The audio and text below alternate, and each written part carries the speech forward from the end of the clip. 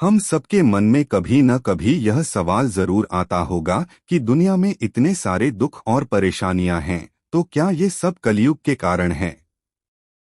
और अगर हाँ, तो फिर कलयुग का अंत कब होगा? आजकल दुनिया में पाप बढ़ते जा रहे हैं। इन दिनों कई ऐसी घटनाएं भी सुनने को मिलती हैं जिससे मानवता शर्मसार होती है।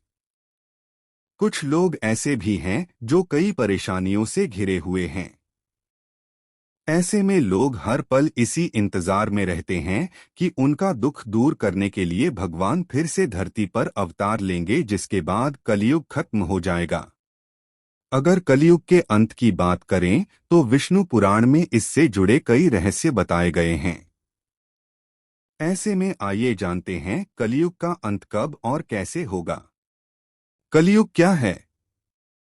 विष्णु पुराण, श्रीमद् भागवत पुराण, भविष्य पुराण आदि पुराणों में कलयुग के बारे में काफी विस्तार से बताया गया है। अगर कलयुग का अर्थ जाने तो इसका मतलब होता है काला युग, यानी कि एक परछाई। यह वो समय है जब झूठ, पाप और कलह-क्लेश सबसे ज्यादा होंगे। सच भी झूठ जैसा प्रतीत होगा। लोग एक दूसरे से बिना कारण नफरत करेंगे। बता दें कि कलयुग द्वापर युग के बाद शुरू हुआ था। पुराणों में इसे अधर्म और पाप का युग बताया गया है। कब शुरू हुआ था कलयुग? महाभारत के बाद कई ऐसी घटनाएं हुई जिसके बाद कलयुग का आगमन बढ़ते गया। श्री कृष्ण का मानव शरीर को छोड़कर बैकुंठ जाना, पांडवों का स्वर्ग जाना और यदुवंशी कुल का नाश।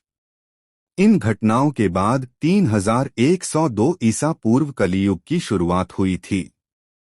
आज के समय तक 5126 साल बीत चुके हैं। कलयुग के अंत में क्या होगा? पुराणों में बताया गया है कि जब कलयुग अपनी चरम सीमा पर होगा तब धरती पर जीवन बहुत मुश्किल हो जाएगा। इंसान की औसत उम्र केवल 20 साल रह जाएगी। छोटी छोटी बीमारियों से लोग मरने लगेंगे। 5 साल की बच्चियां मां बनने लगेंगी। धरती पर अन्न की कमी हो जाएगी। नदियां सूख जाएंगी और मौसम बहुत खराब हो जाएगा।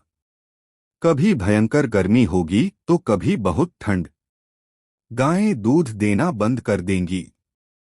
लोग बकरियों और भेड़ों के मांस और दूध पर निर्भर हो जाएंगे।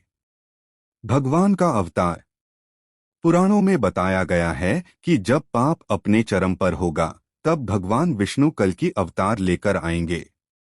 वे पापियों का नाश करेंगे और फिर से धर्म और सत्य की स्थापना करेंगे।